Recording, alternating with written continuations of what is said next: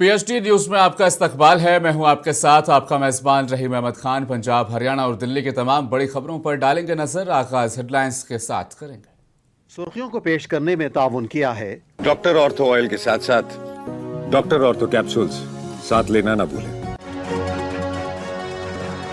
Supreme court ने दिल्ली दंगे के 7 आरोपियों में से 5 को सशर्त जमानत दी। उमर खालिद, शर्जील इमाम को 1 साल अपील न करने के लिए जारी किए गए आदेश। दिल्ली विधानसभा में जमकर प्रदूषण पर हुआ हंगामा। आम आदमी पार्टी के 4 विधायकों को किया गया निलंबित।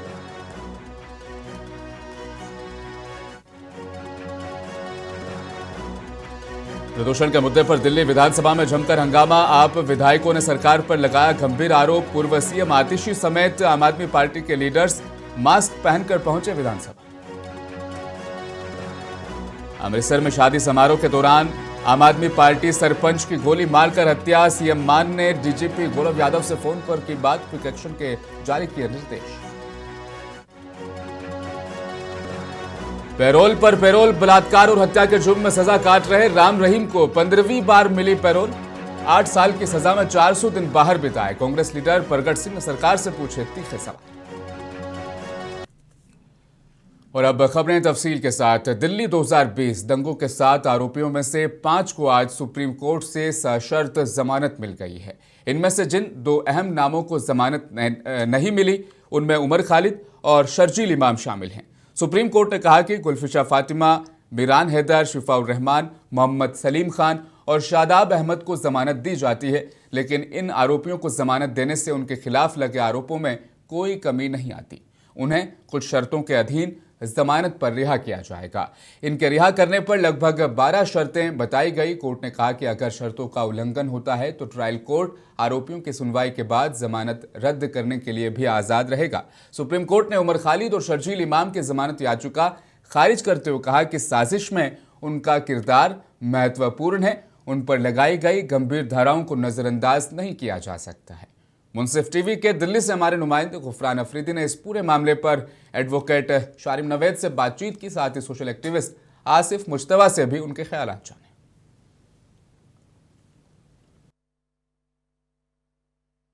हमारे साथ खास बातचीत करने के लिए मौजूद शारिम नवेद साहब। सर, क्या कहना चाहेंगे? 2 लोगों को बेल नहीं मिली है और 5 लोगों को बेल मिल गई, क्या कहना चाहिए? देखिए, 5 लोगों को जो बेल मिली है हम बड़े खुश हैं। ये लोग 5.5 साल से जेल में थे और सब यंग लोग थे जब अरेस्ट हुए। कोई कॉलेज में था, कोई काम शुरू करने वाला था। अब ये सब अपनी जिंदगी में, अपनी प्रोफेशनल लाइफ, पर्सनल लाइफ में आगे बढ़ पाएंगे, तो ये तो बहुत अच्छी बात है। बाकी 2 लोगों को नहीं मिल पाई है, क्या कहना चाहेंगे? उनके लिए 1 साल के लिए वक्त दिया गया, क्या कहना चाहेंगे? 2 लोगों को नहीं दिए इन्होंने। सुप्रीम कोर्ट ने कहा है कि उनका रोल उनके हिसाब से ऐसा है कि अभी बेल नहीं मिलनी चाहिए। मैं ये भी कह दूं कि देखिए, बेल के टाइम, बेल के वक्त पे, बेल के ऑर्डर्स पे जो रीजनिंग दी जाती है वो सुप्रीम कोर्ट ने इस केस में भी कहा है, जनरल प्रिंसिपल भी है कि वो ट्रायल को बाइंड नहीं करता है। उसका मतलब ये नहीं है कि वो लोग दोषी हैं या वो लोग क्रिमिनल्स हैं। सुप्रीम कोर्ट ने ये कहा है सिर्फ कि हमारे हिसाब से जो एलिगेशंस हैं, जो पुलिस के जो एलिगेशंस हैं, इनके खिलाफ ज्यादा हैं, तो उनको 1 साल का टाइम दिया गया है कि आप अपने सारे अहम गवाह एग्जामिन कर लीजिए, नहीं तो 1 साल के बाद उनको फिर बेल रीअप्लाई करने का हक दे दिया गया। आप किस तरह से देखते हैं ओवरऑल? किस तरह से, मतलब कि जो सारी चीजें चल रही हैं उसको आप किस तरह से देखेंगे? मतलब तमाम जो तरह के जो दिल्ली दंगों के फसाद के आप क्योंकि जुड़े रहे, किस तरह से देखें आप केस को? देखिए, वो कहना ठीक नहीं होगा किस तरह से देखें। हमें, हमारा काम है कोर्ट में पैरवी करना, तो हम वो कर रहे हैं। जो जिनको बेल मिली है, हमारे हिसाब से इट इज वेरी डिलेड, काफी पहले हो जानी चाहिए थी ऐसे केस में। खैर, जो भी है, सुप्रीम कोर्ट ने आज बेल दी है and we are very thankful to the Supreme Court. बाकी देखिए, जो अभी लोग कस्टडी में हैं, उनकी लीगल टीम्स, उनके लॉयर्स जरूर अपना पूरी तैयारी और पूरी कोशिश करेंगे कि उनको भी बेल मिल जाए। सुप्रीम कोर्ट में अब वही है, स्पेशल पिटीशन। तो मेरी बात हुई अभी शर्जील के लॉयर से, मेरे दोस्त हैं, बहुत अच्छे हैं। 1 साल का वक्त इन्होंने दिया है। 1 साल सुप्रीम कोर्ट का ये मानना प्राइमा फेसी ही ये लोग मुलव्विज हैं उसमें, वो बहुत अफसोस की बात है।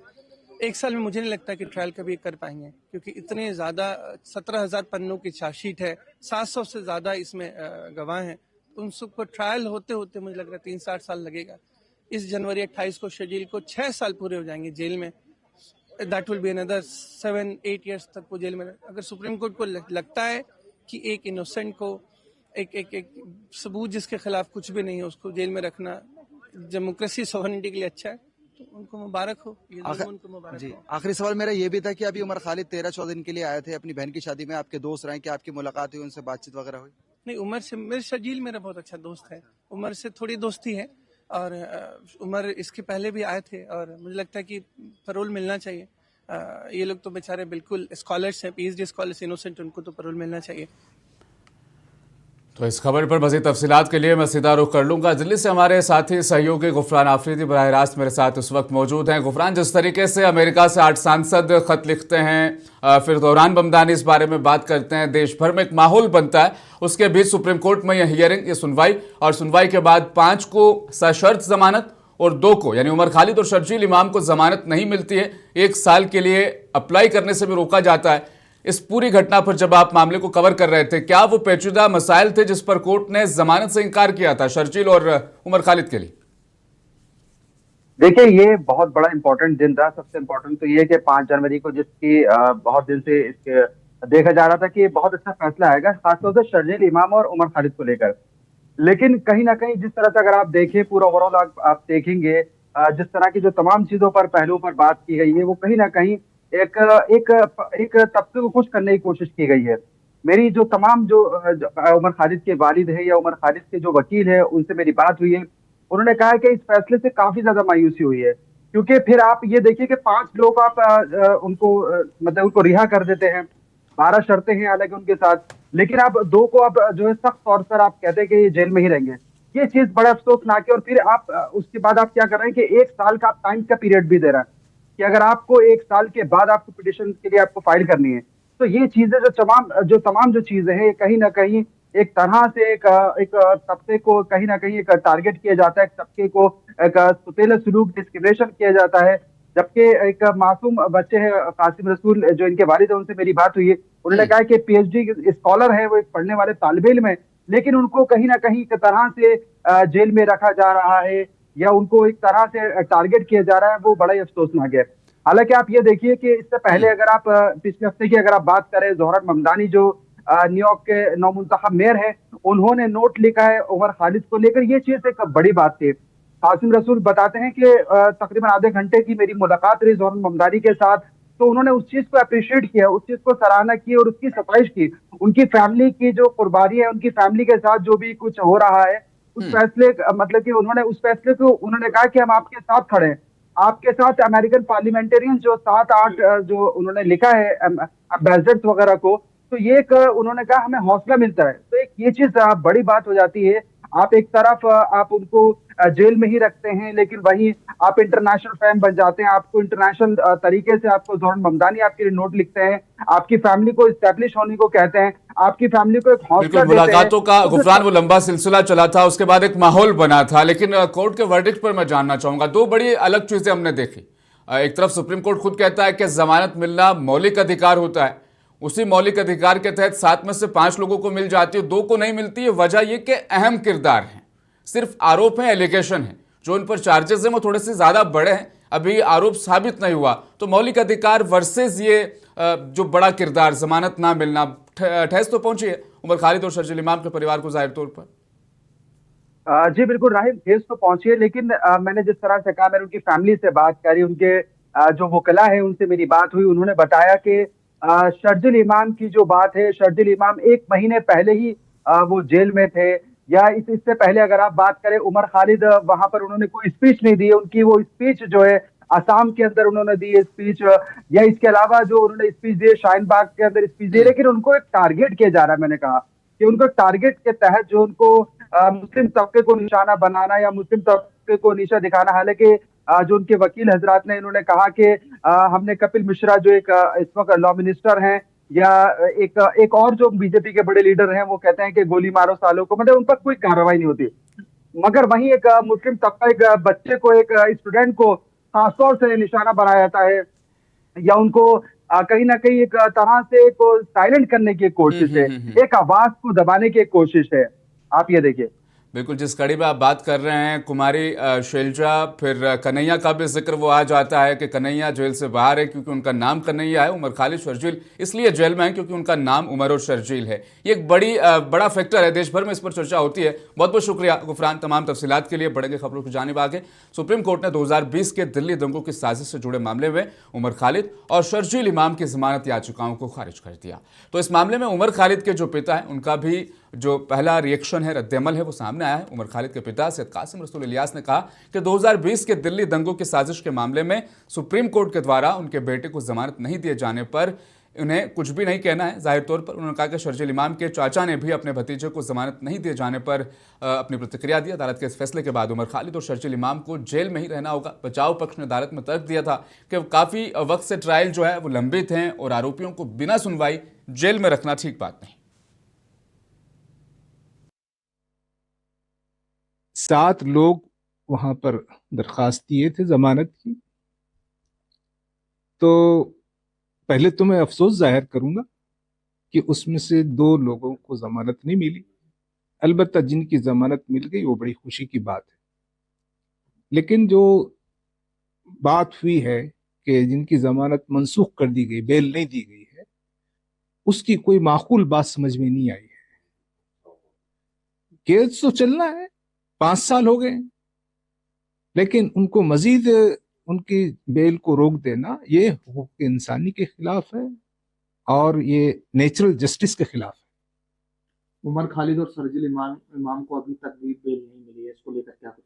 यही कह रहा हूं मैं, 2 लोग जो हैं जिसमें उमर खालिद है और शर्जील इमाम है, इनका कसूर यही था कि वो सीए और जो एनआरसी की जो कैंपेन थी उसमें उन्होंने बढ़ चढ़ कर हिस्सा लिया था। क्या हुकूमत की पॉलिसी से इख्तिलाफ रखना या हुकूमत की पॉलिसी के खिलाफ प्रोटेस्ट करना इतना बड़ा जुर्म है कि वो 5 साल से सड़ रहे हैं और उनको बेल नहीं मिल रही? अभी हम तो इंसाफ नहीं, इसे बेल का मुतालबा कर रहे हैं, ये बेल ना देना। यूएपीए मामले में उमर खालिद की जमानत याचिका सुप्रीम कोर्ट ने खारिज कर दी। इस फैसले पर सीपीआईएम नेता बृंदा करात ने निराशा जताते हुए कहा कि उन्हें सुप्रीम कोर्ट से बेहतर उम्मीद थी। उन्होंने कहा कि सरकार आलोचना करने वाली आवाजों को दबा रही है और अब न्यायपालिका से भी उम्मीदें टूटती दिखाई दे रही है। Bail to the other 5 are concerned, it's a welcome order and should have been done much earlier.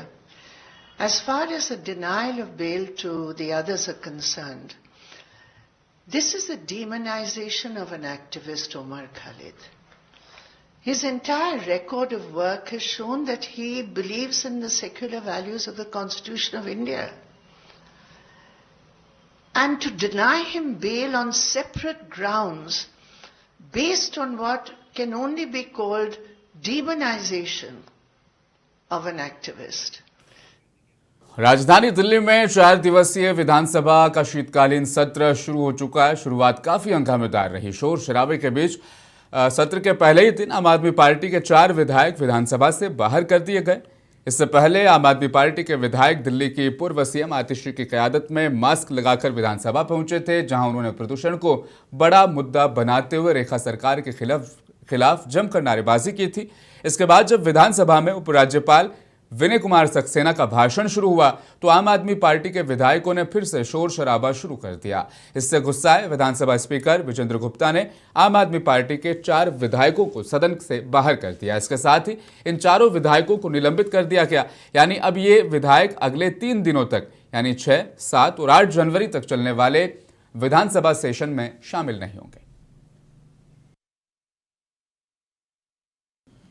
तो शीतकालीन सत्र का आगाज जबरदस्त हंगामे और राजनीतिक टकराव के साथ हुआ। सीएम रेखा गुप्ता की क़यादत वाली सरकार और नेता प्रतिपक्ष आतिशी की क़यादत वाली आम आदमी पार्टी दोनों के बीच प्रदूषण और डेटा चोरी के आरोपों को लेकर तीखी नोकझोंक देखने को मिली। जहां सत्ता पक्ष ने पिछले 11 महीनों की उपलब्धियों को ऐतिहासिक बताया, तो वहीं विपक्ष ने दिल्ली की बिगड़ती हवा और एक्यूआई डेटा में हेरफेर का मुद्दा उठाकर सदन की कार्रवाई में बाधा डाली। उपराज्यपाल के अभिभाषण के दौरान हुए हंगामे के चलते सदन से वॉकआउट भी किया और विधायकों का निष्कासन भी हुआ और पहले दिन कड़वाहट भरा ये दिन देखने को मिला। नेता प्रतिपक्ष आतिशी ने सरकार पर घेरते हुए इल्जाम लगाए कि पिछले 4 महीनों से जहरीली हवा की गिरफ्त में दिल्ली है, लेकिन सरकार समाधान के बजाय आंकड़ों की बाजीगरी कर रही है। आतिशी के मुताबिक सरकार AQI मॉनिटरों के डेटा में हेरफेर कर जनता को गुमराह करने का काम कर रही है।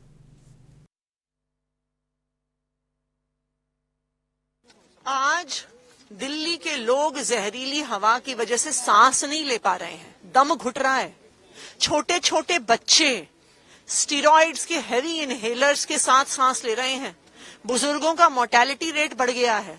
आप एम्स में जाइए, वार्ड के वार्ड भरे हुए हैं जो लोग सांस की बीमारियों से जूझ रहे हैं।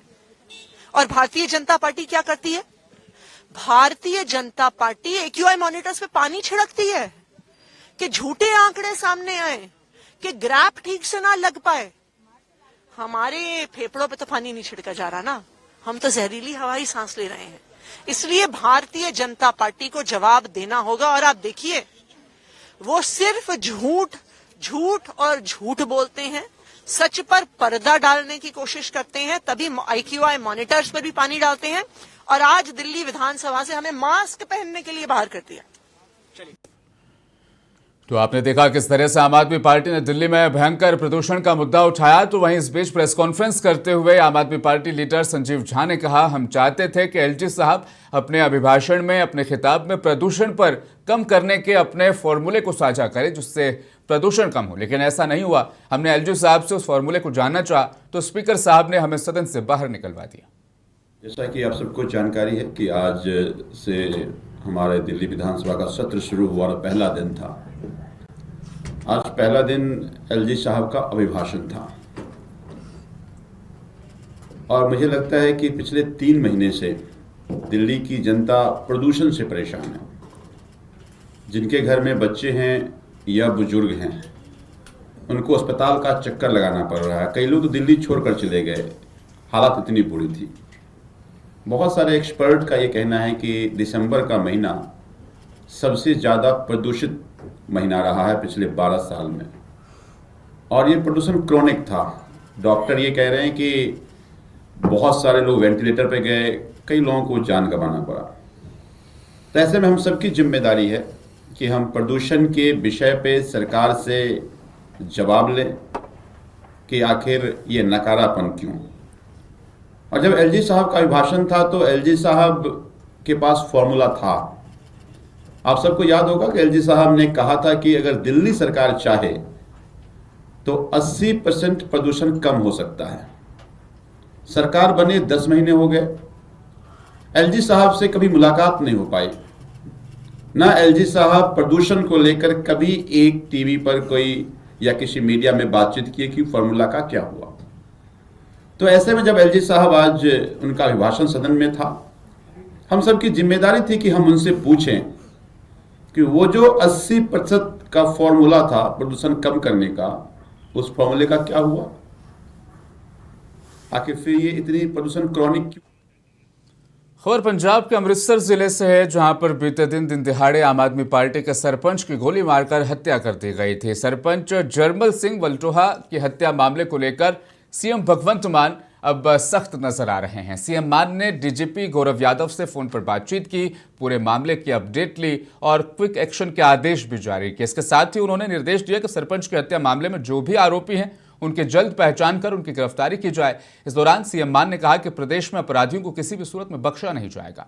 बता दें कि हथियारों से लैस 2 युवकों ने ये खौफनाक वारदात उस वक्त अंजाम दी जब सरपंच एक शादी समारोह में शामिल होने के लिए मैरी गोल्ड रिजॉर्ट में पहुंचे थे और मेहमानों के साथ टेबल पर बैठकर खाना खा रहे थे।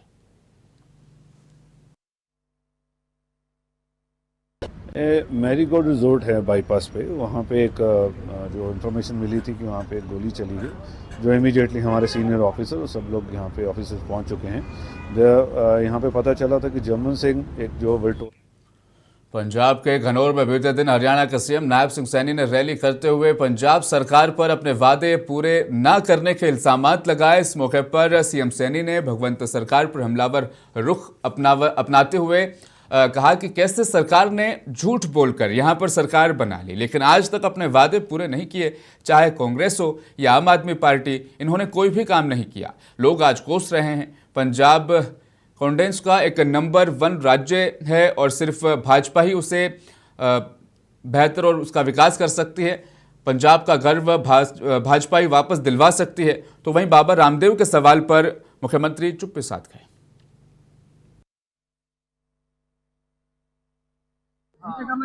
पंजाब को जो अपेक्षाएं सरकारों से थी, चाहे वो कांग्रेस की सरकार हो चाहे आम आदमी की सरकार हो, क्योंकि इन्होंने लोगों के साथ झूठ बोल करके वोट लेने का काम किया, परंतु जो बातें कही गई, जो वायदे किए गए।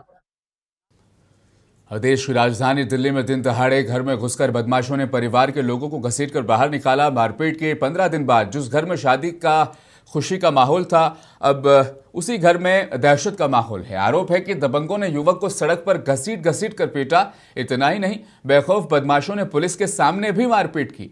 मामला दरअसल दिल्ली के लक्ष्मी नगर इलाके के बैंक एनक्लेव का बताया जा रहा है। एक घर में घुसकर दबंगों ने युवक को नंगा कर सड़क पर घसीट कर पीटा। आरोप है कि इस दौरान दिल्ली पुलिस मूक दर्शक बनी रही।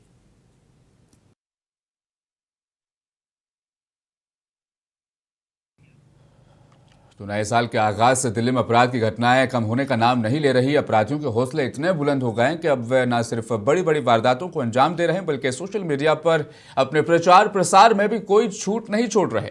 ऐसा ही एक मामला उत्तर पश्चिमी दिल्ली के जहांगीरपुर इलाके से भी सामने आया है, जहां बीते दिन बदमाश लड़कों ने 2 युवकों को दिन दहाड़े चाकुओं से घोट दिया। गंभीर रूप से घायल दोनों युवकों का इलाज जारी है। घटना बीते दिन दोपहर 2:30 बजे की बताई जा रही है। चाकूबाजी की खबर मिलते ही पुलिस मौके पर पहुंची। पुलिस ने तुरंत घायलों को अस्पताल में भर्ती करवाया। मामले की जांच पड़ताल शुरू कर दी है।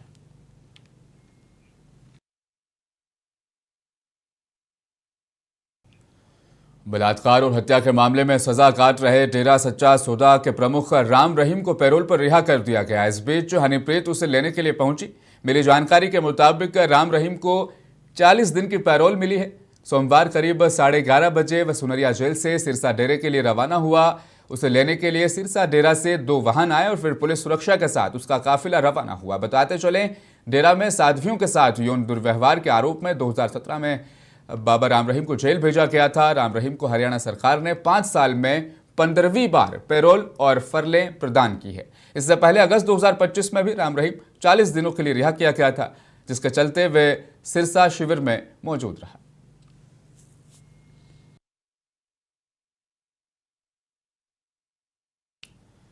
राम रहीम को 40 दिन की पैरोल मिलने पर कांग्रेस नेता प्रगट सिंह ने कहा, उनको पैरोल मिलने के पीछे आम आदमी पार्टी और बीजेपी दोनों शामिल हैं।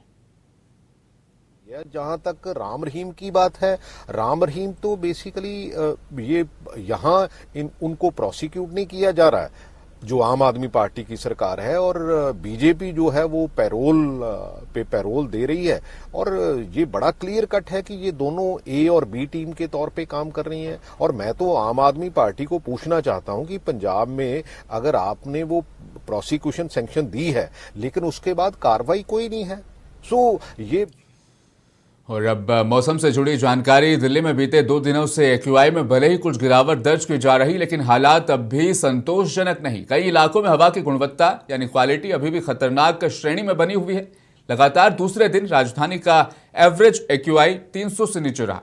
हालांकि इसके बावजूद कुछ इलाकों में 300 के पार एक्यूआई दर्ज किया गया, जो स्वास्थ्य के लिहाज से बेहद चिंताजनक विषय है।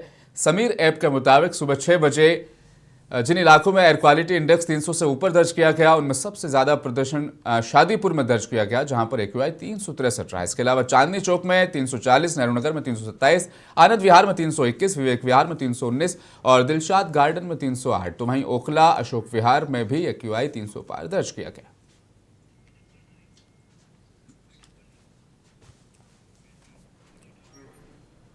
पंजाब, हरियाणा और दिल्ली की तमाम बड़ी खबरों में फिलहाल बस इतना ही। मुझे दीजिए इजाजत। आप बने रहें मुंसिफ टीवी के साथ और देखिए 4 बजे बड़ी खबर, जहां देश के हर मुद्दे पर होगी बेबाक बहस।